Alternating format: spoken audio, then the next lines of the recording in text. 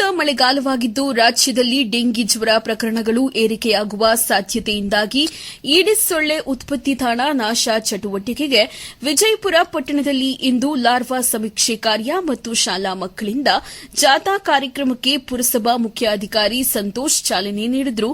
ವಿಜಯಪುರ ಪಟ್ಟಣದ ಪುರಸಭಾ ಆವರಣದಿಂದ ಸರ್ಕಾರಿ ಬಾಲಕಿಯರ ಮಾದರಿ ಪ್ರಾಥಮಿಕ ಶಾಲೆ ಮತ್ತು ವಿಜಯಪುರ ಪುರಸಭೆ ಹಾಗೂ ಸಮುದಾಯ ಆರೋಗ್ಯ ಕೇಂದ್ರ ಸಂಯುಕ್ತ ಆಶ್ರಯದಲ್ಲಿ ಡೆಂಗ್ಯೂ ನಿಯಂತ್ರಣಕ್ಕೆ ಮನೆ ಮನೆ ಭೇಟಿ ಸಮೀಕ್ಷಾ ಜಾಥಾ ಕಾರ್ಯಕ್ರಮ ಕರಪತ್ರ ವಿತರಣೆ ಕಾರ್ಯಕ್ರಮದಲ್ಲಿ ಮಾತನಾಡಿ, ಪ್ರತಿ ಶುಕ್ರವಾರ ಈಡಿಸ್ ಸೊಳ್ಳೆ ನಿರ್ಮೂಲನಾ ದಿನವನ್ನಾಗಿ ಆಚರಿಸಲಾಗುವುದು.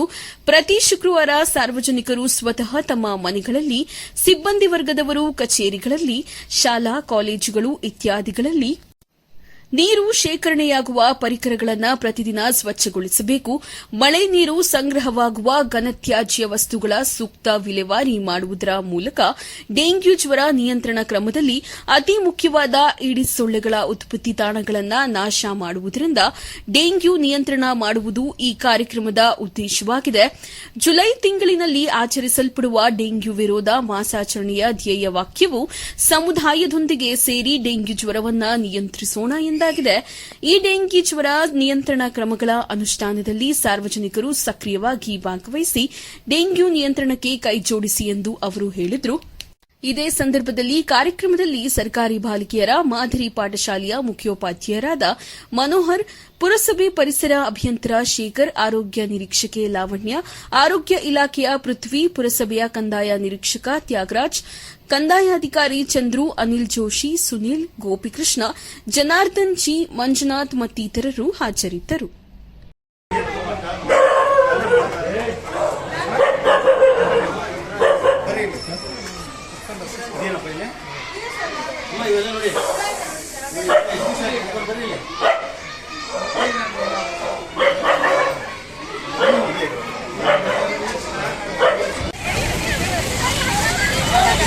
ಏನಿದ ಆಯ್ತು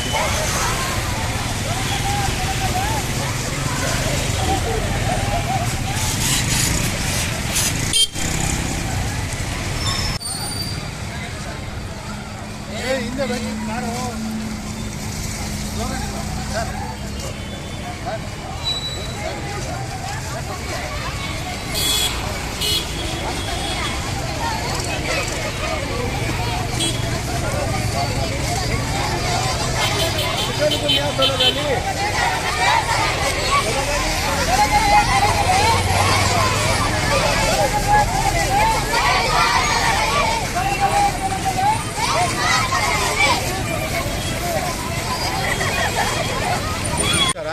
ಅದು ಪುಟಾಣಿ ಮಕ್ಕಳಿಗೆ ಸಹ ನಮಸ್ಕಾರ.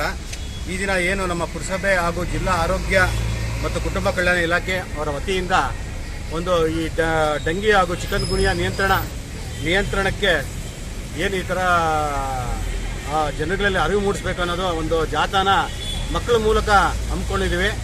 ಆ ಜಾಥಾ ಪ್ರಯುಕ್ತ ಈಗಾಗಲೇ ನಮ್ಮ ಪುರಸಭೆಯಿಂದ ಈ ಬಸ್ ಸ್ಟ್ಯಾಂಡು ಹಾಗೂ ಈ ಗಾಂಧಿ ಚೌಕ ಎಲ್ಲೆಲ್ಲಿ ದಟ್ಟವಾಗಿ ಜನ ವ್ಯಾಪಾರ ಮಾಡೋದು ಹಾಗೂ ಮನೆ ಹತ್ರ ಹೋಗಿ ಈಗಾಗಲೇ ನಾವು ಅವ್ರಿಗೆ ಯಾವ ಥರ ಚಿಕನ್ ಗುನಿಯಾ ಹಾಗೂ ಡೆಂಗ್ಯೂನ ತಡೆಗಟ್ಟಬೇಕು, ನಿಯಂತ್ರಿಸಬೇಕು ಅನ್ನೋದನ್ನ ವಿಷಯನ ಮುಟ್ಟಿಸಿದ್ದೀವಿ.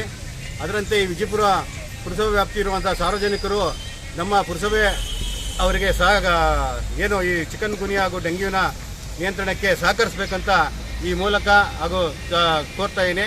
ಅದೇ ರೀತಿ ನಮ್ಮ ಪುರಸಭೆ ಸದಸ್ಯರು ಸಹ ನಮ್ಮ ಜೊತೆಗೆ ಸಹಕಾರವನ್ನು ನೀಡ್ತಾ ಇದ್ದಾರೆ. ಅವ್ರಿಗೂ ನಮ್ಮ ಈ ಜಾಥಾ ಮೂಲಕ ಅವ್ರಿಗೆ ಅಭಿನಂದನೆ ಸಲ್ಲಿಸ್ತಾ ಇದ್ದೀನಿ. ಒಬ್ಬರಿಂದ ಒಬ್ಬರಿಗೆ ಹರಡುತ್ತೆ. ಯಾವ ಥರ ಅಂದರೆ ಸೊಳ್ಳೆ ಕಚ್ಚೋದ್ರಿಂದ. ಇದು ಈಡಿಸ್ ಈಜಿಪ್ಟಿ ಅನ್ನೋ ಸೊಳ್ಳೆಯಿಂದ ಬರುತ್ತೆ. ಹೇಗೆ ಬರುತ್ತೆ ಅಂದರೆ ನಮ್ಮ ಮನೆಯಲ್ಲಿ ಶೇಖರಣೆ ಆಗಿರೋ ನೀರು, ತೊಟ್ಟಿ, ಬ್ಯಾರಲ್ಲು, ನಾವು ರೆಫ್ರಿಜರೇಟರ್ ಬರೋ ನೀರು, ಪಾಟಲ್ಲಿ ಕೆಳಗಡೆ ಪ್ಲೇಟ್ ಇಟ್ಟಿರ್ತೀವಿ, ಆ ಪ್ಲೇಟಲ್ಲಿ ಕಲೆಕ್ಟ್ ಆಗಿರೋ ನೀರು, ಈ ಥರ ನಮ್ಮನೆಯಲ್ಲಿ ಇರೋ ಒಳ್ಳೆ ನೀರಿನಲ್ಲಿ ಈಡಿಸ್ ಈಜಿಪ್ಟಿ ಅನ್ನೋ ಸೊಳ್ಳೆ ಮೊಟ್ಟೆ ಇಟ್ಟು ಮರಿ ಮಾಡಿ ಆ ಸೊಳ್ಳೆ ಸೋಂಕಿತವಾಗಿದ್ರೆ ಆ ಸೊಳ್ಳೆಯಿಂದ ನಮಗೆ ಡೆಂಗ್ಯೂ ಜ್ವರ ಬರುತ್ತೆ. ಇದು ಸೊಳ್ಳೆ ಕಚ್ಚೋದು ಬೆಳಗ್ಗೆ ಹೊತ್ತು, ರಾತ್ರಿ ಹೊತ್ತು ಕಚ್ಚೋದಿಲ್ಲ. ಬೆಳಗ್ಗೆ ನಾವು ಮಕ್ಕಳು ಸ್ಕೂಲಲ್ಲಿದ್ದಾಗ, ಕಚೇರಿನಲ್ಲಿದ್ದಾಗ, ಮನೆಯಲ್ಲಿ ಕೆಲಸ ಮಾಡಬೇಕಾದ್ರೆ ಈ ಟೈಮಲ್ಲಿ ಸೊಳ್ಳೆ ಕಚ್ಚುತ್ತೆ. ಹಾಗಾಗಿ ನಾವು ಏನು ಮಾಡ್ಬೇಕಂತಂದ್ರೆ ಎಲ್ಲೂ ಕೂಡ ನೀರು ನಿಲ್ದಿದ್ದಂಗೆ ನೋಡ್ಕೋಬೇಕು. ಡ್ರಮ್ಗಳನ್ನ ವಾರಕ್ಕೊಂದ್ಸರ್ತಿ ನೀಟಾಗಿ ತೊಳೆಯೋದು, ಮತ್ತೆ ಡ್ರಮ್ಗಳ ಮೇಲೆ ಮುಚ್ಚೋದು, ತೊಟ್ಟಿಗಳ ಮೇಲೆ ಮುಚ್ಚೋದು, ಈ ತೆಂಗಿನ ಚಿಪ್ಪು ಏನೇ ಇದ್ರೂ ಅದರೊಳಗೆ ನೀರು ಸಂಗ್ರಹಣ ಆಗದಿದ್ದಾಗ ನೋಡ್ಕೊಳ್ಳೋದು, ಪಾಟ್ ಕೆಳಗಿರೋ ಪ್ಲೇಟ್ನ ಅದರಲ್ಲಿರೋ ನೀರನ್ನ ಡಿಸ್ಕಾರ್ಡ್ ಮಾಡೋದು, ಮತ್ತೆ ರೆಫ್ರಿಜಿರೇಟರ್ ಇರೋ ನೀರನ್ನ ಚೆಲ್ಲೋದು, ಟೈರ್ಗಳಲ್ಲಿ ನೀರು ತುಂಬಿಕೊಳ್ಳಿದ್ದಾಗೆ ಈ ಥರ ನೀರನ್ನ ಸಂಗ್ರಹಣ ಆಗ್ತಿದ್ದಾಗ ನೋಡಿಕೊಂಡ್ರೆ ಮೊಟ್ಟೆಗೆ ಮರಿ ಇಟ್ಟು ಅದ್ರ ಸಂತಾನ ಉತ್ಪತ್ತಿ ಮಾಡೋದಕ್ಕೆ ಅವಕಾಶ ಸಿಗಲ್ಲ. ಯಾವಾಗ ನೀರು ಸಿಗೋದಿಲ್ವೋ ಸೊಳ್ಳೆಗಳು ಇರೋದಿಲ್ಲ, ಆಗ ನಮಗೆ ಡೆಂಗ್ಯೂ ಜ್ವರ ಕಂಟ್ರೋಲಾಗಿ ಬರುತ್ತೆ.